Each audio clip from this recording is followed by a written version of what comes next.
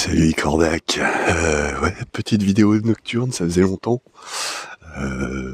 C'est pas que ça me fasse plus particulièrement plaisir que d'en faire une en plein jour. C'est juste que je voulais essayer de choper le moment à peu près sur le vif.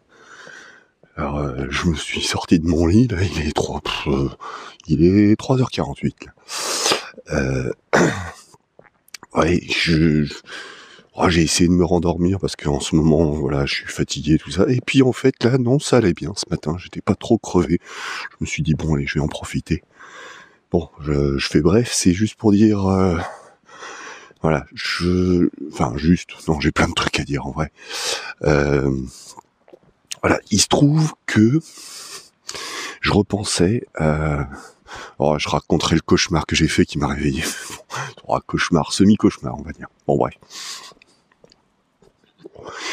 Non, là, l'idée tout de suite, c'est de revenir sur la discussion que j'ai eue hier. Alors, c'est un peu un complément aussi. Je voudrais faire aussi un complément à la vidéo que j'ai postée, qui va sortir ce matin, là. Enfin, bref. Tout de suite, c'est plus pour parler de la discussion que j'ai eue avec... donc, c'est une assistante sociale, en fait. C'était la première fois... Enfin non, la deuxième fois, du coup, que je voyais une assistante sociale. La première fois, c'était dans la vidéo qui est sortie hier. Bref. Oui, je voulais revenir sur... Putain, par contre, c'est chaud de marcher dans le noir sans se casser la gueule dans le fossé.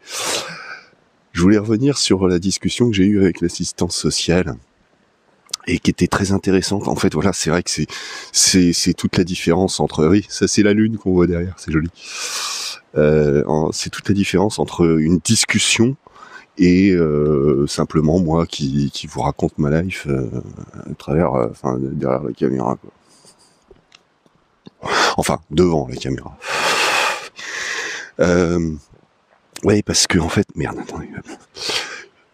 Ce qui y avait d'intéressant vraiment dans la discussion hier là, je voulais revenir sur un point.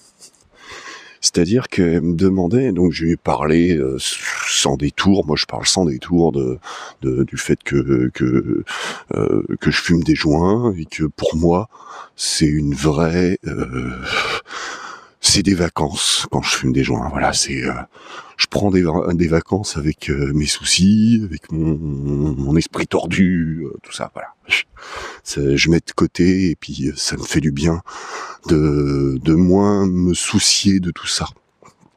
Voilà. Et alors, je lui ai expliqué donc voilà ma façon de consommer, pourquoi est-ce que je consomme, tout ça. Et mais je lui ai expliqué aussi que ça me tient à cœur maintenant. Avant, je le faisais de façon un peu forcée quand j'étais fauché. Mais pourquoi maintenant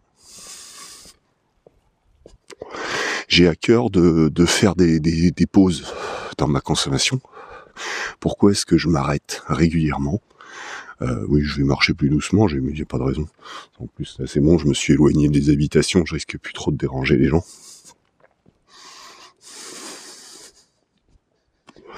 Pourquoi est-ce que j'ai cette volonté maintenant de temps en temps m'arrêter?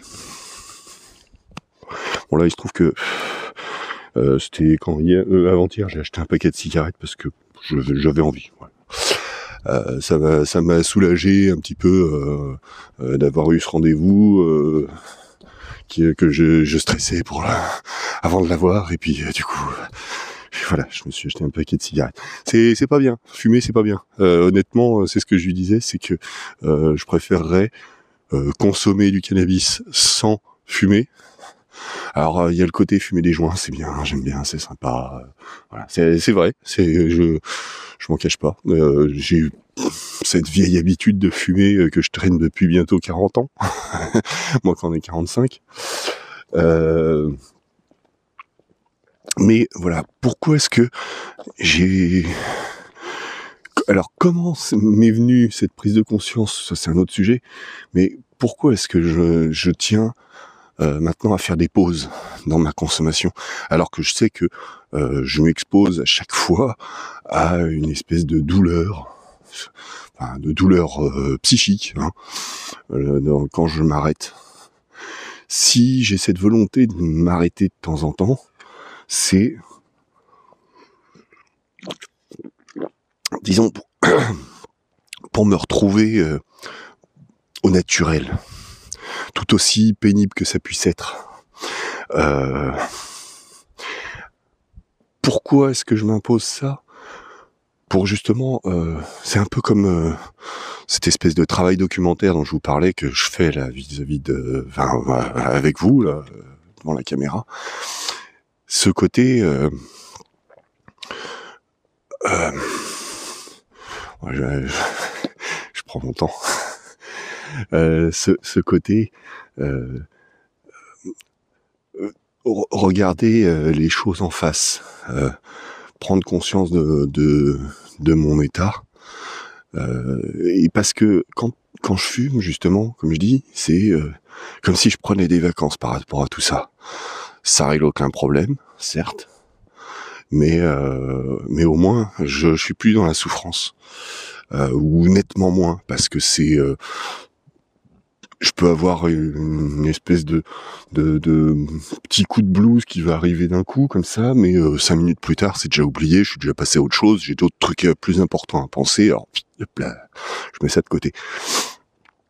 Tandis que bon, quand je suis abstinent, c'est un truc permanent. Je suis alors à part quelques instants de temps en temps où justement je suis pas en bad, et je suis en bad trip quand je fume pas. C'est bizarre, c'est l'inverse. Voilà, que quand je fume pas, je suis en permanence dans cet état de mal-être. Alors que là, là, non, pas là, mais pas maintenant. Mais alors que quand je fume, justement, c'est l'inverse.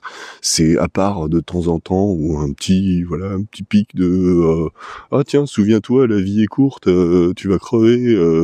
On vit dans un monde quand même plutôt merdique parce que les gens, bon, même si de temps en temps tu peux arriver à trouver des gens sympas ou que les gens peuvent être sympas par moment, bah dans l'ensemble c'est un petit peu chacun pour sa gueule et puis c'est oh ouais, on est en train de détruire le monde. Oh, c'est pas grave, de toute façon après moi le déluge.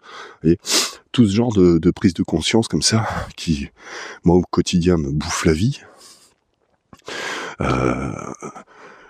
Disons que, voilà, quand je fume des joints, qu'est-ce que j'y peux, de toute façon, hein, c'est, voilà, la mentalité, c'est plutôt de me dire, vas-y, de toute façon, tu vas pas sauver le monde, les gens sont cons, tu vas pas les changer. Vous voyez, quelque part, ça me permet d'atteindre un certain niveau d'égoïsme, de je m'en foutisme par rapport à tout ça. Ce qui est, dans un sens, j'ai envie de dire, c'est pas du tout l'état que je voudrais obtenir. Moi, j'ai envie de me soucier de l'état du monde, de me soucier des autres. Je dis pas que j'y arrive, que je suis toujours parfait dans ma façon d'être, dans ma façon de faire les choses.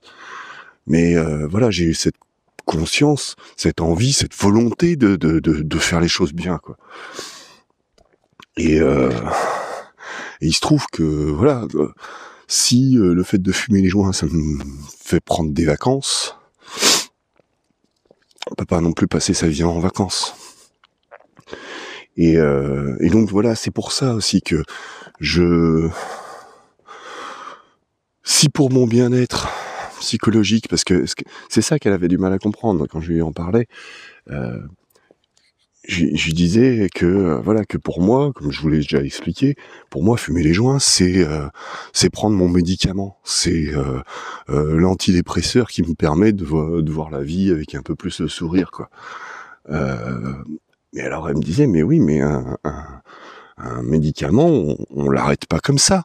Hein, elle était pas super chaude pour me dire ah oui, vas-y, lâche-toi, fume des joints. Mais voyant que j'exprimais quand même cet état de souffrance dont je vous parle là, Elle me disait, oui, mais bon, si vraiment ça vous fait du bien, alors dans ce cas-là, pourquoi vous arrêtez? Et comme je dis, c'est pour retrouver un état plus naturel de moi-même et mieux prendre conscience de qui je suis malgré tout. Ça me permet aussi de comme je vous ai déjà dit, de prendre conscience aussi de l'évolution de mon état.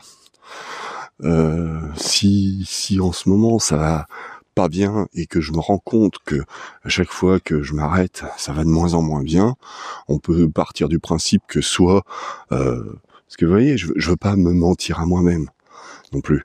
Je pourrais partir du principe que vraiment, c'est sûr, hein, c'est vraiment un médicament et voilà, c'est comme ça. Ou je peux aussi me poser la question, est-ce que vraiment c'est un médicament ou est-ce que au contraire, ça serait pas ça qui m'aurait détraqué? Voilà, c'est parce que j'ai pas de réponse sûre, ferme et définitive à ce sujet que justement, si je veux être honnête avec moi-même, je dois me poser cette question et je dois justement, voilà, je vois pas comment autrement qu'en m'arrêtant au moins de temps en temps, je pourrais sereinement me poser cette question. Alors bon, ouais, comme d'hab, vous voyez, c'est tellement long, tellement compliqué ce que j'essaie d'expliquer que même là, où je suis assez prolixe, j'ai l'impression d'en oublier des bouts. Bon, c'est pas, je vous dis, c'est pas comme une conversation, c'est pas comme une discussion où on échange, tu me poses des questions, je te réponds. Il y a pas le même. C'est pas comme une partie de ping-pong où tu joues contre un adversaire. Là, c'est une espèce de tennis contre un mur où je me branle tout seul, quoi, finalement, hein, quelque part. Hein. Je me branle devant vous, les gens, vous avez vu. C'est pas cool, hein. Comment dire? Bon, oui, effectivement, ouais, je suis conscient, là, j'en oublie. Bon, c'est pas grave, allez, j'aborde un autre sujet pour histoire de me rafraîchir les idées. Ça se trouve, ça va peut-être me faire revenir sur ce que j'oublie. Non, je vais raconter, tiens, le cauchemar qui m'a réveillé cette nuit. Oui, je me suis réveillé, il était 2h58, je crois. En fait, c'était pas vraiment un cauchemar comme j'ai pu avoir des périodes où finalement je faisais des cauchemars toutes les nuits, je vous en ai déjà parlé, et où c'est voilà, c'est vraiment malsain, quoi. Non, là en fait c'était bizarre, j'étais avec des amis, je sais pas, on était en vacances dans un lieu que je connais pas. On se baladait sur une route forestière et puis une route en forêt. Et puis on s'approche d'un bâtiment parce que de loin je voyais plein de rouge. Puis en fait, j'avais vu, je voyais que c'était des fraises. Il y avait des fraises étalées devant l'entrée d'un bâtiment. On se rapproche, on regarde, et puis au milieu des fraises, il y avait des je sais pas. Alors moi, en plus, j'en ai bouffé une. Mais c'est là où j'ai compris. En fait, quand on est arrivé sur place, il y avait, j'ai vu des morceaux de carcasses, des os, je sais pas. Puis en observant un peu mieux, je m'aperçois, je vois qu'il y avait un morceau qui ressemblait, vous savez, comme une découpe de chez le boucher avec où on voit la tranche des os et tout. Puis en voyant, en fait, j'ai reconnu un bassin et un morceau de fémur. Je dis oh, putain les gars, vous avez vu ce que j'ai vu là? Et d'un coup, on voit un mec qui se pointait dans notre direction, et puis qui, en nous voyant, fait demi-tour et se met à courir. Bon, ni deux, on lui court après. Sauf qu'il avait une bonne avance sur nous. Alors, le temps qu'on remonte en voiture, qu'on le poursuive, il était lui-même rentré en voiture et s'était barré. Et on se pointe au milieu de la ville. Et du coup, je suis sorti de la voiture. Je me suis mis à le poursuivre une fois que je l'ai vu, il allait dans une maison, je suis rentré dans le jardin de la maison, je sors ma serpette et puis j'ai réussi, le gars, à lui foutre la serpette sous la gorge, je sais pas comment j'ai fait, je suis un surhomme. Bref, et puis je dis, ouais, appelez la police. Puis les gens à me voir avec la serpette sous la gorge du type, ouais, mais quoi, c'est comme si c'était moi l'agresseur, et puis il y a un arabe. Un arabe qui arrive qui dit bah non mais soyez pas con, c'est lui, il demande qu'on appelle la police. Donc voilà, bon, c'était semi-cauchemar parce que quand même il y avait des bouts de cadavres, mais dans l'histoire ça se passait plutôt bien quoi en fait. Bon bref, mais oui, alors le fait que je mentionne qu'il y avait un arabe dans l'histoire, c'est parce que en fait ce que je voulais dire, c'est j'ai beau, c'est un complément à la vidéo que qui va être diffusée ce matin là, que j'avais enregistrée hier soir.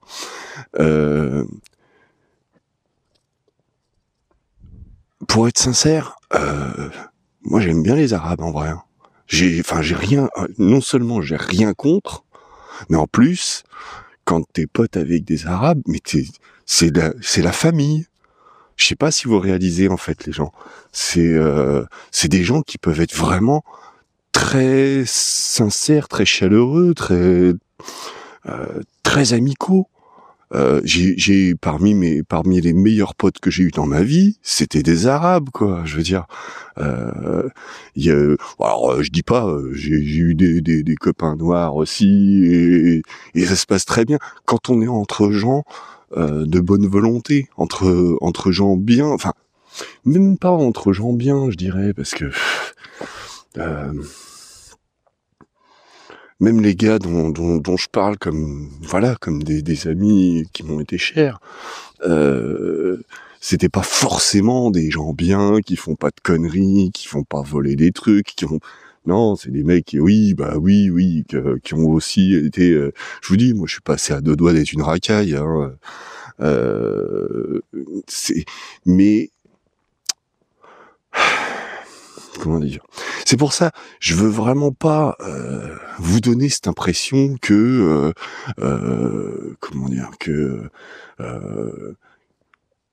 même si je peux avoir des critiques à faire sur eux en tant que musulman ou en tant que maghrébin ou en tant que étranger dans mon pays, en vrai ça me pose pas de problème en soi. C'est pas ça le problème que j'ai moi par rapport à ces gens-là.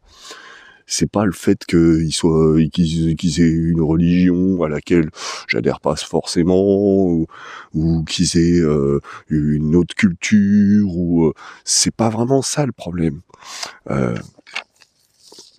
Parce que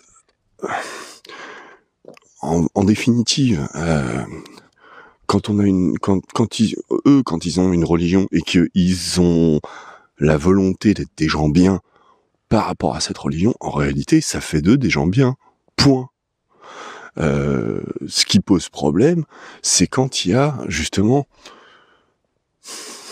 je vous parle souvent de cette histoire d'un extrême à l'autre, vous voyez, et souvent, les gens, parmi eux, qui vont être considérés comme problématiques, c'est parce que ils vont se sentir victimes de racisme que du coup ils se sentent une espèce d'obligation morale d'être solidaires entre eux contre nous, comme si justement il y avait forcément cet antagonisme entre les deux, et que s'il n'y a pas l'antagonisme, si on est sur des rapports amicaux, bien sûr que ça peut être des gens très bien comme n'importe qui d'autre, peu importe la couleur, la religion, le sexe, tout ça.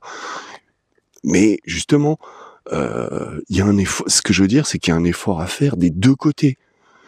Nous, on se doit d'être amicaux et accueillants vis-à-vis des autres, avec leurs différences de culture, leurs différences de religion, de couleur de peau, de ce qu'on veut. Mais d'un autre côté, justement, si nous, on se comporte bien, il faut aussi, en retour, qu'ils se comportent bien.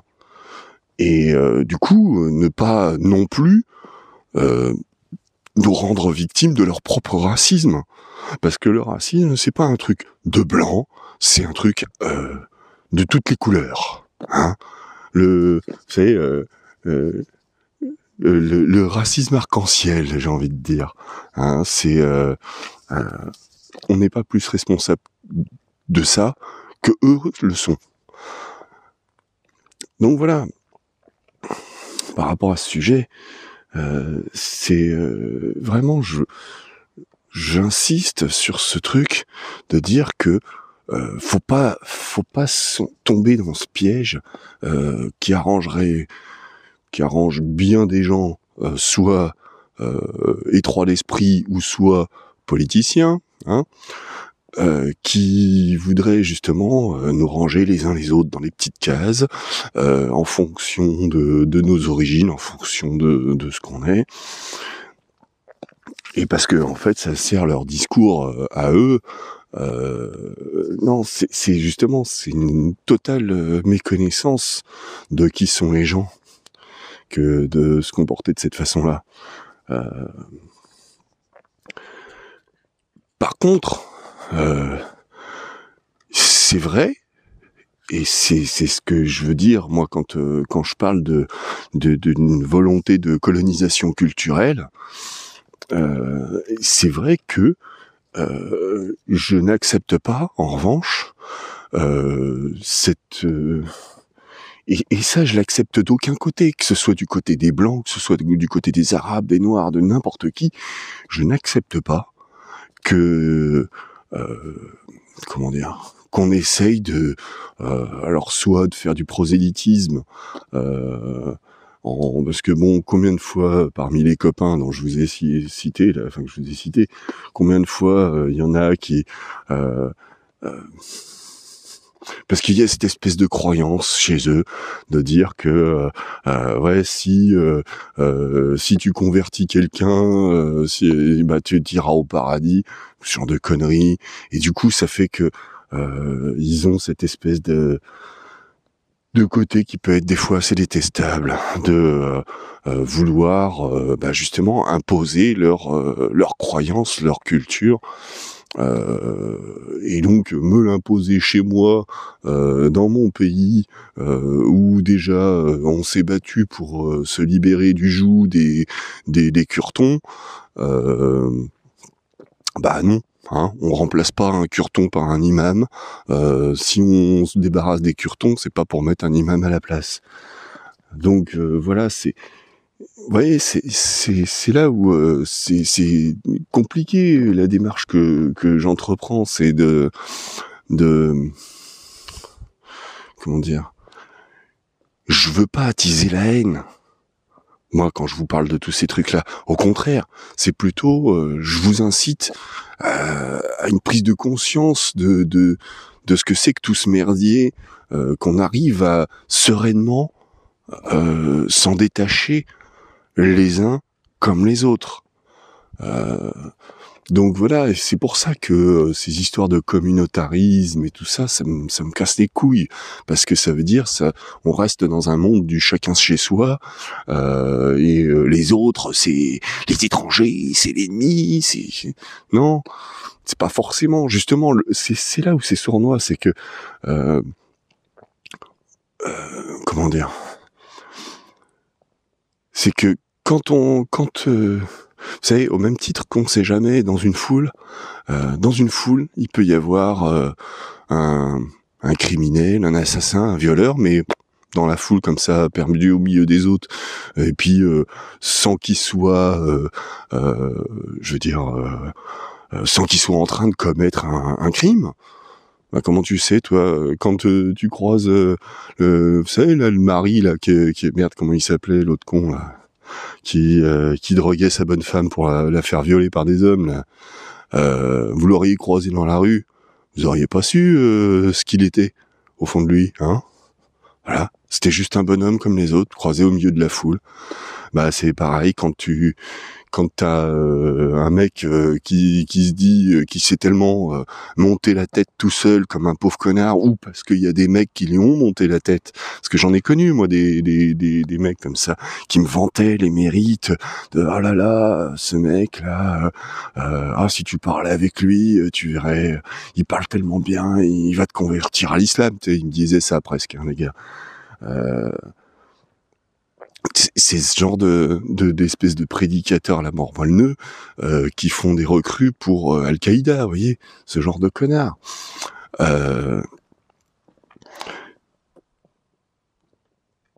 Ça se voit pas sur leur gueule, c'est pas écrit dessus.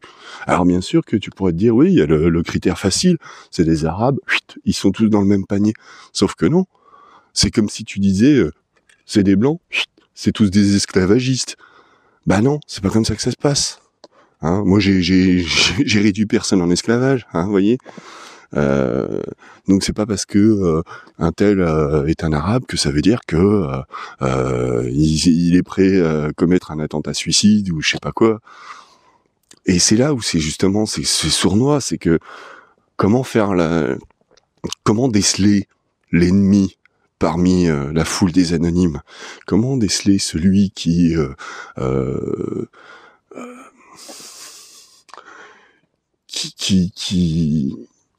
nous considère comme ses ennemis, hein. C'est comme déceler un espion, hein.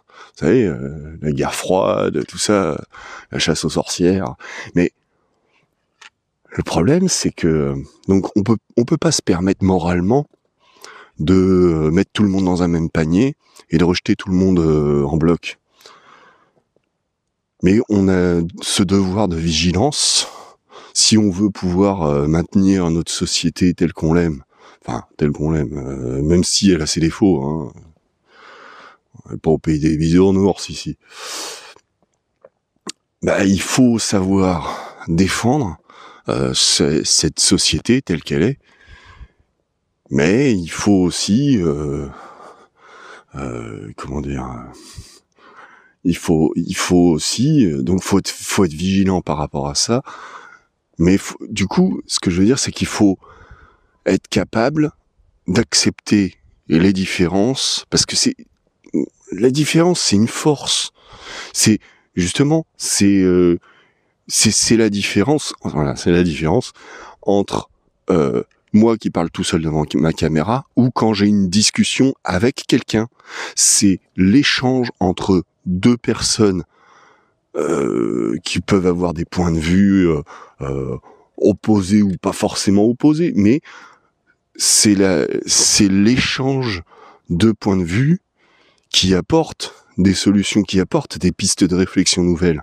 C'est le fait que cette bonne femme que j'ai vue hier, tiens, j'ai entendu une bestiole crier, elle m'a posé cette question mais pourquoi est-ce que vous vous arrêtez si c'est votre médicament, qui fait que j'en suis tout de suite à faire cette vidéo. Parce que justement, il y a eu cet échange, il y a eu cet apport nouveau de réflexion. Et c'est pour ça que rejeter les gens parce qu'ils sont pas comme nous, non, c'est con. C'est se priver de ça. Et j'ai pas envie qu'on se prive de ça. Moi, ce que je veux, c'est arriver à trouver le moyen que les rapports, malgré les différences, se passent comment dire, dans la paix, dans l'apaisement. Et c'est là où, justement, les maghrébins, arabes, musulmans, tu les appelles comme tu veux, fassent aussi cet effort de remise en question, enfin, mais j'ai pas forcément le bon terme pour désigner la chose, mais et en fait, je crois que c'est peut-être quelque part ce qu'on pourrait appeler l'intégration. C'est au lieu de de choisir de se replier dans le communautarisme et on reste entre nous et les autres c'est des ennemis, de toute façon c'est tous des racistes, que au contraire ils fassent pas plus de différence entre eux et nous que nous avec eux. Vous voyez, que cet effort que nous on nous demande en tant que blancs, en tant que français, je dis qu'on nous demande parce que quelque part on l'exige de nous-mêmes moralement. Ensuite les gens de bonne volonté, toujours, se l'exigent d'eux-mêmes, mais il y a aussi cette espèce d'impératif social avec lequel je suis assez d'accord, pas totalement d'accord, parce que faut pas que ça soit subi, faut que ça soit voulu, faut que on veuille faire cet effort d'humanité. De pas se penser supérieur ou de pas se penser irréprochable. Bien sûr qu'on a nos défauts, bien sûr qu'ils ont leurs défauts, mais c'est pas parce que t'as un défaut, c'est pas parce que t'es un arabe que ça veut dire que t'as tous les défauts du monde ou que t'as forcément des défauts. C'est pas plus, pas moins que si t'es un blanc. C'est la même merde, hein. On en est tous réduits au même point, c'est que oui, la vie c'est dur, et pour tout le monde. Voilà.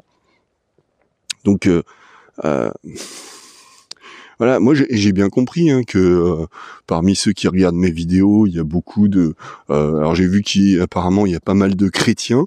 J'ai rien contre les chrétiens, moi au contraire, moi je vous dis, Jésus pour moi c'était un des hommes les plus respectables de l'histoire de l'humanité.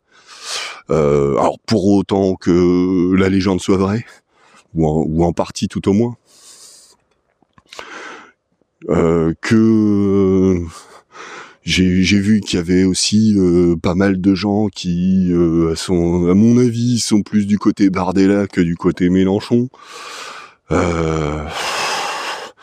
Alors autant du côté Mélenchon, moi je vous ai dit tout le mal que je pense de ce bonhomme, parce que, de toute cette mouvance, de toute cette clique.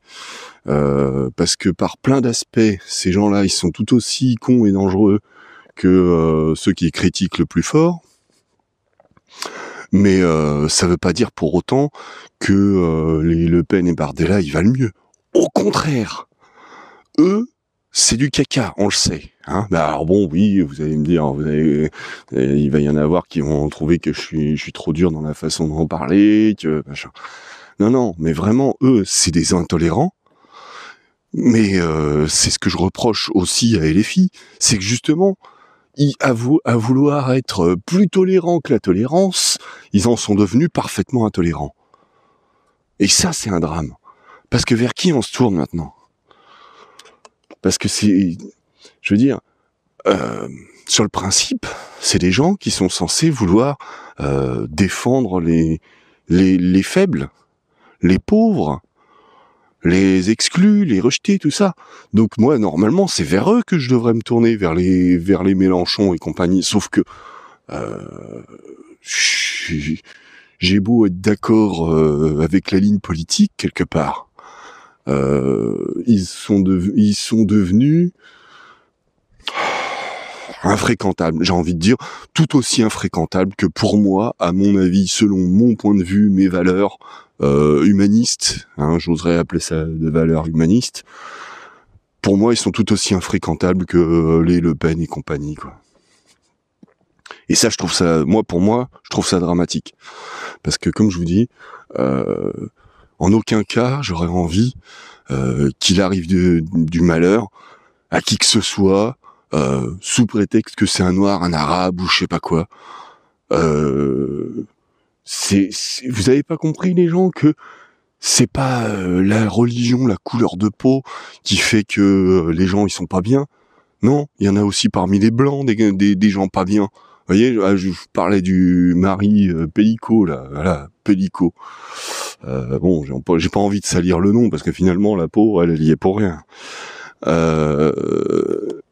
Vous voyez, c'est ce mec qui était un salopard. C'était pas un arabe, il y avait pas un moyen de le distinguer des autres, mais c'était un salopard, perdu au milieu de la foule, personne ne le savait. Vous voyez ? Donc c'est pas parce que il va y avoir de temps en temps un connard qui va crier à la Akbar en pleine rue en foutant des coups de couteau aux gens, que ça veut dire que tous les mecs qui ont la même couleur de peau, la même religion, sont aussi des salopards qui vont foutre des coups de couteau aux gens en criant à la Akbar. Bah non, hein. Justement, il y a des gens bien aussi. Et même si c'est pas forcément des gens irréprochables, on peut pas leur exiger d'eux qu'ils soient irréprochables, pas plus que de n'importe qui, hein. Ou alors si, oui, vraiment, faut l'exiger de tout le monde, hein. Mais le totalitarisme, il arrive à quel moment là dans ce cas-là? Vous voyez, c'est ce genre de questions qu'il faut se poser. C'est ne soyons pas plus exigeants envers ces gens qui viennent d'horizons différents, que on est exigeant envers nous-mêmes, hein.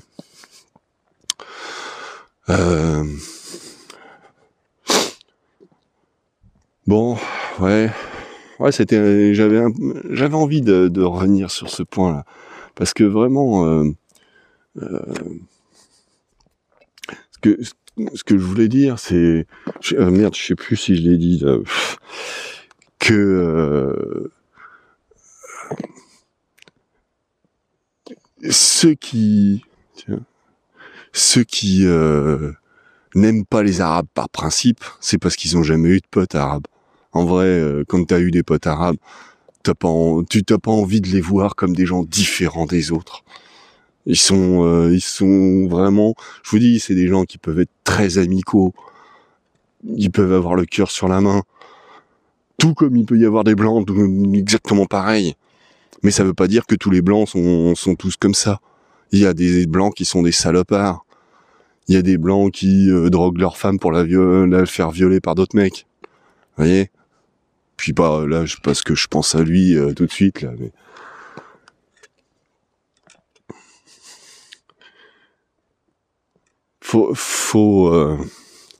justement, faut être dans un esprit de réconciliation si on veut qu'il puisse y avoir une possibilité de réconciliation. Si on est, comme je vous ai expliqué, si je suis dans un état d'esprit à me morfondre et faire que de vous parler de mon mal-être et de mes malheurs et de tout ça, je suis pas dans un esprit pour m'en sortir. Vous voyez, bien sûr que c'est important d'en parler, de verbaliser toutes ces choses-là, parce que ça permet justement de faire avancer le schmilblick. C'est comme quand j'ai une conversation avec l'assistante sociale là, que j'ai vue hier. C'est pas juste moi face à moi-même, parce que quand je suis face à ma caméra, finalement, c'est moi face à moi-même. Alors bien sûr que je vous en fais profiter, hein, envoyez-moi des sous sur Tipeee, mais c'est pas aussi riche en réflexion si je suis tout seul que si justement là je profite du bénéfice de la discussion que j'ai eue hier. Vous voyez, parce qu'il y a eu cette différence. C'était pas moi tout seul, c'était la discussion que j'ai eue avec cette femme. Et au même titre que quand on parle avec, on échange avec quelqu'un qui vient d'ailleurs sur Terre, qui a une culture différente de la nôtre, et aussi ça peut avoir ses intérêts, son intérêt. Ça peut aussi avoir, comment dire, être un plus.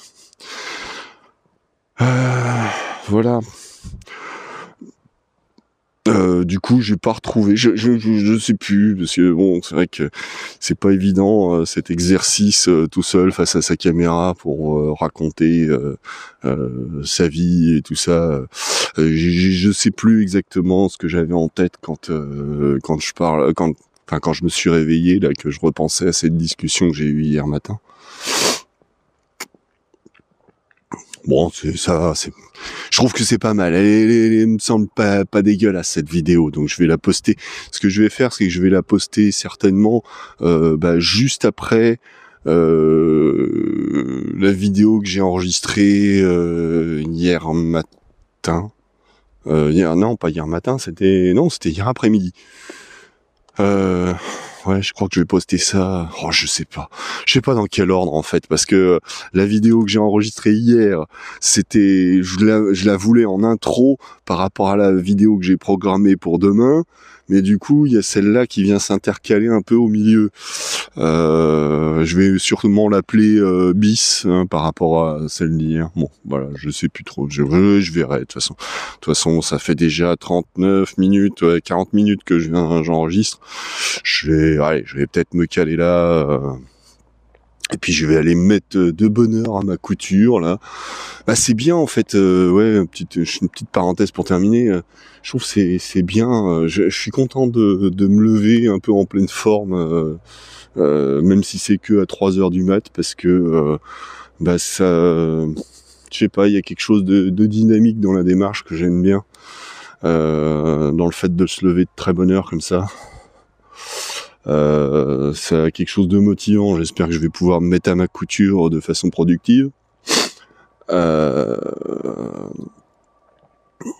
Ah oui, et puis alors bon, par contre, je sais pas où c'en est. Ma sœur ne m'a pas tenu au courant.